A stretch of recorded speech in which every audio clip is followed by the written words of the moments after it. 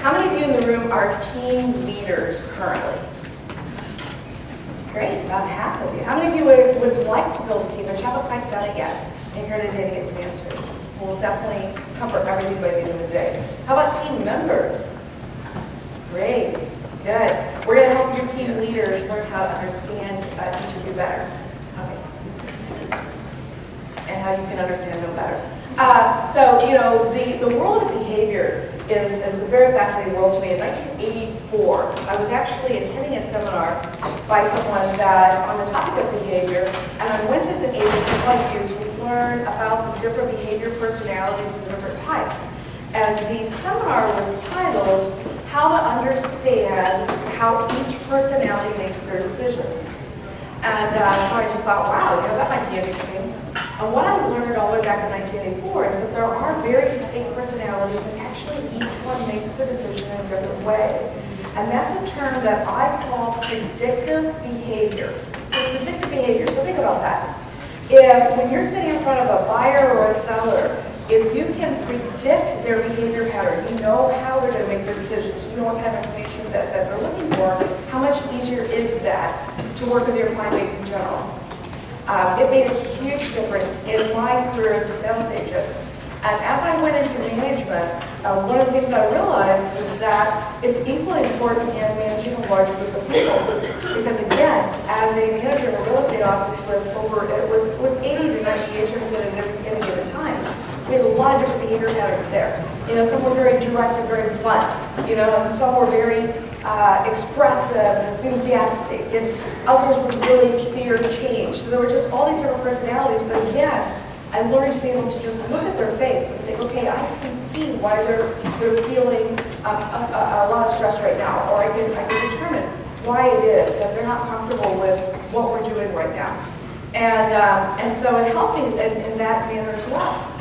I wanted to become a recruiter, so and I do work with RE/MAX offices all around the world, helping them spot the best talent, agents like you, to bring into the organization. And once again, we were able to predict the behavior patterns of certain agents, knowing that not everybody is a great fit for RE/MAX, but more accurately determining who is.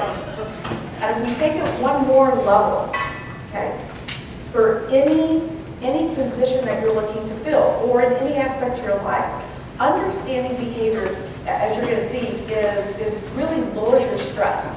And I always say that when you can understand why a person's behaving the way that they are, it isn't a stressful situation for you. It's just like you understand what's going on. I was working with a company up in Ohio a couple of weeks ago, and having lunch with the head administrator of the company. And as we were having lunch, she was obviously very stressed out. That's really the personality that should be as stressed out as she was. And she goes, I'm sorry, I'm so distracted. I've been trying to replace myself for the last 3 months. We've gone through 5 people. We're letting go of one we just hired. She goes, I can't figure out how to replace myself with the person that can do my job. And I said, well, I can probably tell you exactly who we need to hire in about 10 minutes. And she's like, are you serious? And I said, sure. So let's just write down all the qualities that you need in that person. So you just list everything that they need to do. We'll grade the quality according to behavior traits. We'll look at the highest trait and the second highest trait. I'll share the quadrant. You test them. If they hit the quadrant, they're perfect. And she's like, no way. I said, sure. So over lunch, we did that. They placed some ads. They had them do the test. And they hired someone within 2 weeks. And she's like, it is the most perfect fit. I could never imagine. How do you find that person? It's really just predictive behavior. It's not that hard. And that's really kind of what led me into this world of helping team leaders find the best fit for their team. And here's the thing, it's not the same fit for everyone. So as you're going to see today, that we really start with your behavior pattern, but just as important it is for a team leader to have the right people for their team, it's important for you as the team members to know how to relate to and understand what's going on with your team leader. Because team leaders do have kind of a predictive behavior pattern that's kind of, you know, most team leaders fall within a certain pattern. And interestingly enough, the team members sometimes have the exact opposite behavior pattern. It's kind of like when you get married or you have a partner for life. How many of you in the room have a partner or a spouse that is your exact opposite. You quite wouldn't do that, huh? How about the first time? Second time? Second, third, fourth. That's a whole different class. But it is true that sometimes what we do is we kind of look at the, okay, this person has all these traits that I don't have, so it's going to be a really good fit, a really good match for me. And it can be. But you have to be careful because sometimes what happens is when that opposite personality is completely opposite you, it's a very frustrating situation for you in them. Meaning if you're thinking, I want someone that does a lot of research because I never do research, but you're also very impulsive. So how many of you are kind of impulsive when it comes to buying things? Like me, I buy cars so I can drive them. I'm like, you know what, that's cute. I like it. I'll take it. You know, and my husband will be like, you didn't do your research. I'm like, it wouldn't do any good. I still will just buy whatever I like. It doesn't matter what the research says. Whereas the person, if you're trying to make a decision with someone that does a lot of research, that's making them crazy because they can't imagine that you would just buy the car because it's cute. But I do, right? Some of you do too. Look at your faces. You guys are so funny. Okay, how many of you would buy a car just because it's cute and you want it? Regardless of research, right? It doesn't matter what the research says. It's kind of like how we buy everything. And so, but again, that's a behavior pattern. And sometimes we have clients like that too. You know, one of the, I love working with team leaders because they're so precious. They have my personality style for the most part, so that's why I really like them. We always try to like people that are a lot like us. And I'll never forget the first team leader that I worked with. I asked her if I could share a photograph with you. It's like when she first came to see me. And I said, you know, so what's the problem? She's like, ah! You know, and anybody ever feel like this sometimes? It doesn't matter if you're a team member or a team leader. I mean, sometimes you just kind of feel like that. And what happens is frustration. When you're frustrated and something doesn't feel good, you're thinking, okay, this is just not working. But again, what we're going to teach you this morning is how to understand the people that you work with, how to understand the people that you live with in your life. This also works for the world of dating. That's another whole course. But I had a girlfriend of mine, she went through like a ton of guys, and then she finally said, I wish I could find the right guy so I can help you. I go, so just write down the qualities, we'll just test him out, and then we went on Match, and I picked out 7 photographs, and there's some guys that match, and the second guy she's been with for 5 years now. So again, it's just very scientific. You're going to see this. There is no right or wrong answer. It doesn't matter what you scored. It's just very scientific process. If you know what you're looking for in any position, you're going to be able to find it. And that's why I always say that the understanding behavior is really just the key to tolerance, and it's going to keep your stress level low at all times, whether you're selecting your right team members or looking at them. You know, when we ask team leaders, what are the challenges associated with a team? You know, one of the first things that a lot of you mentioned that you are here today thinking about starting a team is when do you start your team? And who do you hire first? You know, and there's so many questions with regard to that. And what you're going to see, especially this afternoon, okay? This morning we're going to teach you more about who to hire and how they're going to be a really good fit for you. But throughout the course of the day, you're going to learn how to compensate your team, what roles to put in place, who's going to be there first. There's so many aspects of a team. By the end of the day, you will have all of the answers. And so how great that Ken would bring in some of the best in the industry throughout the course of the afternoon to teach you that. How to keep them once you find them. How many of you have had a challenge with maybe some turnover on your team? It's not as hard as you think. So again, think about it. If you hire the right person for the position and for you and for the team, you're going to have less turnover. But again, when you are a team leader, you really kind of take on the role of Ken Crowley, who is an owner of a business. Well, he's a team leader of a very large team, which is a company. But your role, just even as a team leader of 3 or 4 agents, is pretty much the same. So a lot of things are going to be the same. But more importantly, how do we find the right team leaders for you? Okay? And that is all based on your behavior pattern. So we have to start with where you're at. Matt, if you could bring the board up here, please. And the little stand and the markers, the whole little thing, we'll just set it up here. How many of you in the room did not yet take your test? Okay, if you didn't take your test, you can quickly take it. It's in the back of your hand up. You can just sit over here, it's fine. Because that way if somebody wants to run up and throw their name on the board, they can.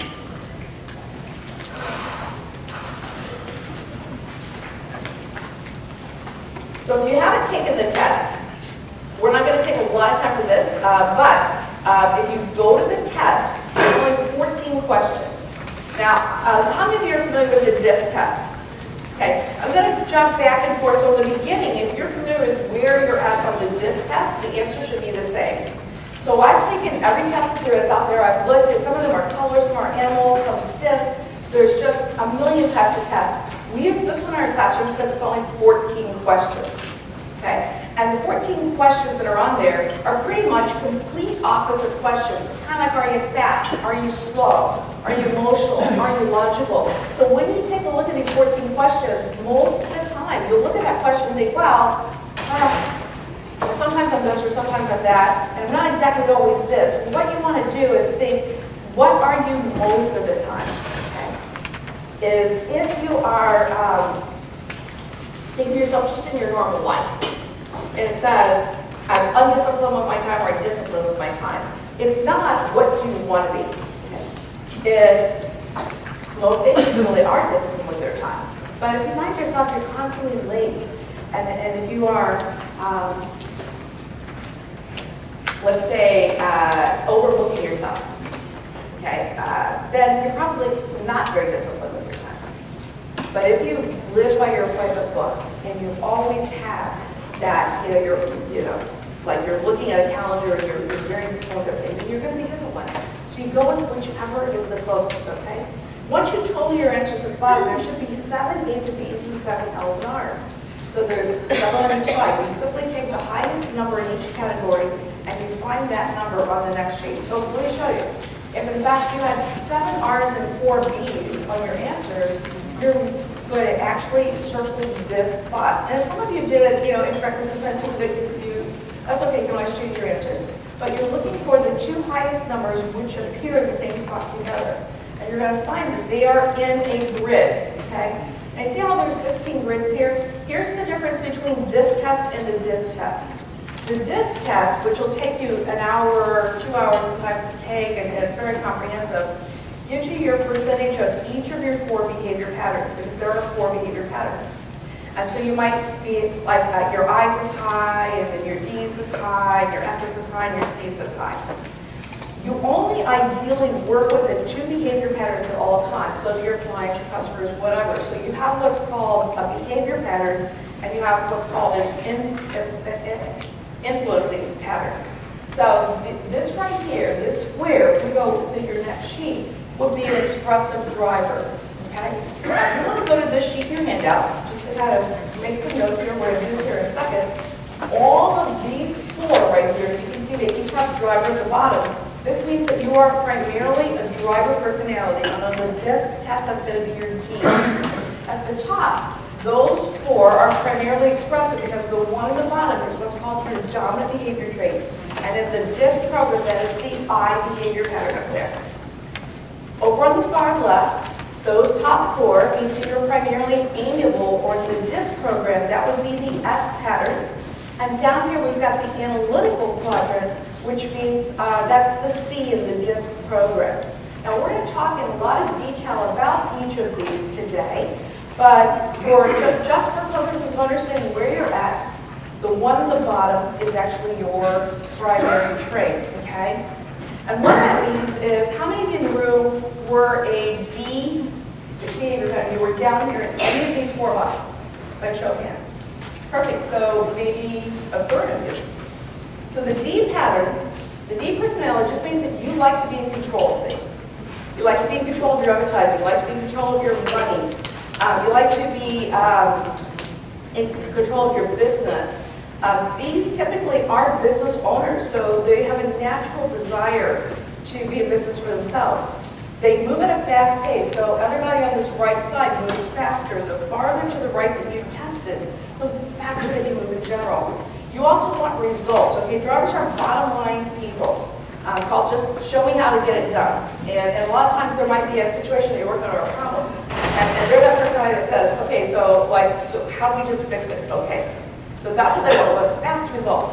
They are focused, very goal-oriented. They are competitive, and they make a great team leader because it's within their natural skill set to, again, run a business, which is what you're doing when you're running a team. But it also presents some challenges if you select the wrong team members. So for this personality type, they actually are the ones most likely to pick the wrong team members most of the time. And they have the highest turnover, okay? So why do you think that happens? They have to be in control. So if you like to be in control, you sometimes just think, okay, who can I control out there? So you might find someone that you can control easily. Also, this is the most impulsive. It's a very fast personality. So the driver sometimes, without really analyzing the position that they're hiring for, it's just called like, so you know what you'll do, and it's more of a, okay, I got that done, that's off my plate, let's move on. So just the fact that they move really fast sometimes could present some challenges, and this is kind of what that driver looks like. How many of you, by the way, with your photos that you use for marketing, have your arms folded in your marketing photos? Go ahead, raise your hands up really high. Don't be shy. I know most of you do. That is a typical driver stance. So many of our drivers have their arms folded. I think it's because you think, okay, it's got a power stance, I mean business, get the job done. But many of you in the room are also the emotional quadrants. What does that say to you? When you see that photograph, you see this person like this, what's that say to you? Closed. Too serious, unapproachable. We work in real estate, which means that you work with all 4 behavior patterns. Any of my clients that I'm working with, when I see this photograph, I always say to them, you need to get rid of that one from a marketing standpoint. Now, it will attract certain behavior patterns, but if there's 4 behavior patterns and there's 16 quadrants, if 4 of the 16 think, wow, that's the person for me, but 12 of them think, I don't know. Are they approachable? Can I talk to them? Am I going to like them? All the other things that the other quadrants think, that isn't really your best marketing shot. We're going to show you really funny team photos, one of my favorite team photos here in a little bit. But that is your team, that is your driver personality. Now, this is what's called your expressive personality. This is your typical I. So how many of you are in that right upper quadrant with the 4 quadrants? By show of hands. Great. So again, about a third of you in the room. The I personality is they like to work with people that they like. Okay, so that's always their preference. But they also appreciate people that actually keep them organized. They do move at a very fast pace. Typically, they are not the most organized of the personalities. So you do need that organizer in your life or on your team. If you don't have it in your life or on your team, you need them in your office. And your team members are typically also emotional personalities that you like. So how many of you in the room that is a team leader that fell in that quadrant of expressive, if you're thinking about it, you probably do select people that you like. Like you have to like them in order to have them on your team. Sure. So several of you threw your hands up. That's because it's your behavior pattern. Okay? So what we're going to do today is we're actually take you outside of your own behavior pattern, meaning instead of going with how you feel about something, we're actually going to teach you to analyze it a little bit more scientifically to have a better match for the team. The amiable personality is that far left side. Well, that left. At the top, which is the S in the DISC program. Now, they value loyalty and trust above everything else. They prefer to get set up and organized before moving forward.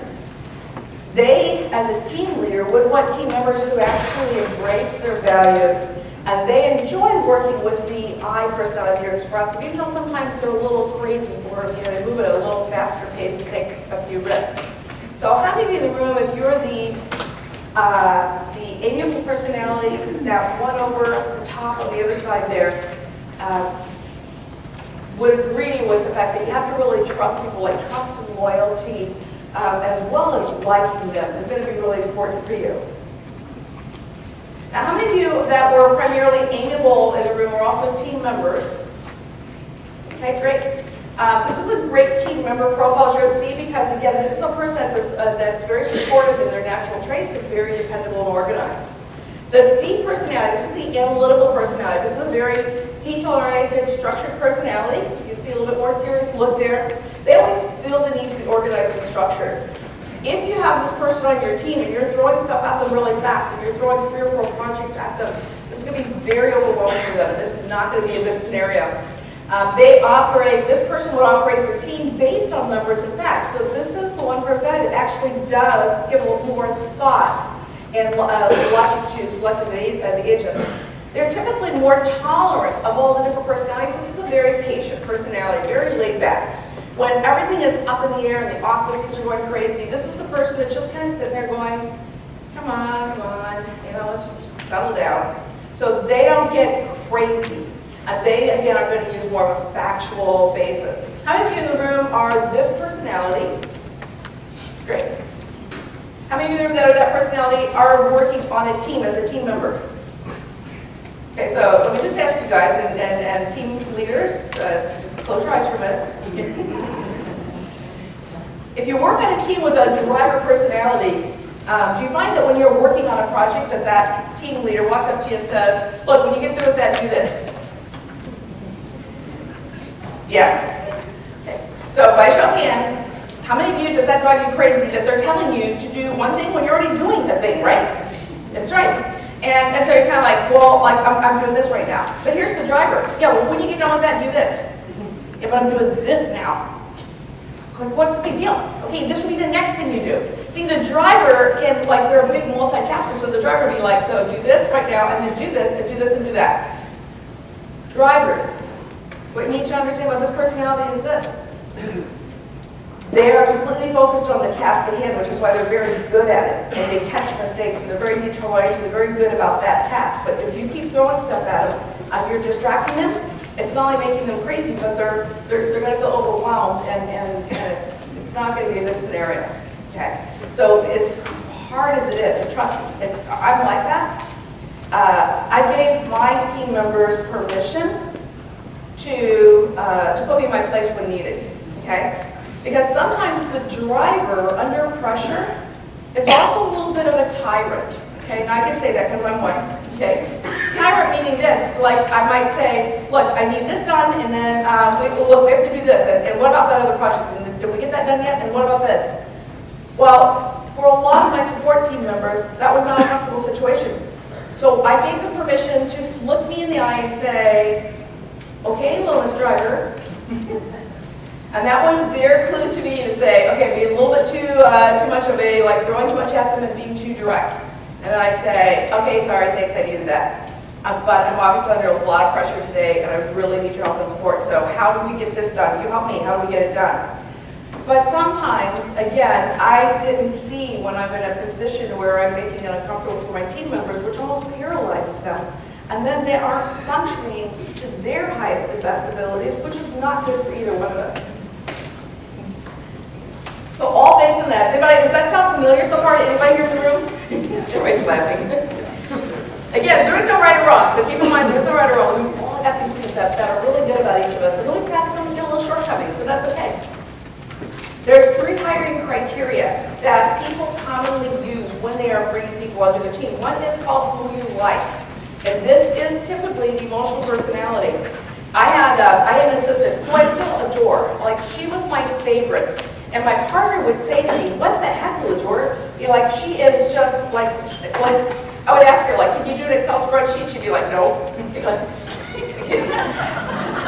obviously I don't know how to do that. And then she'd say, I could ask my daughter. I'm like, okay, great, how's your daughter again? 6th grade, okay.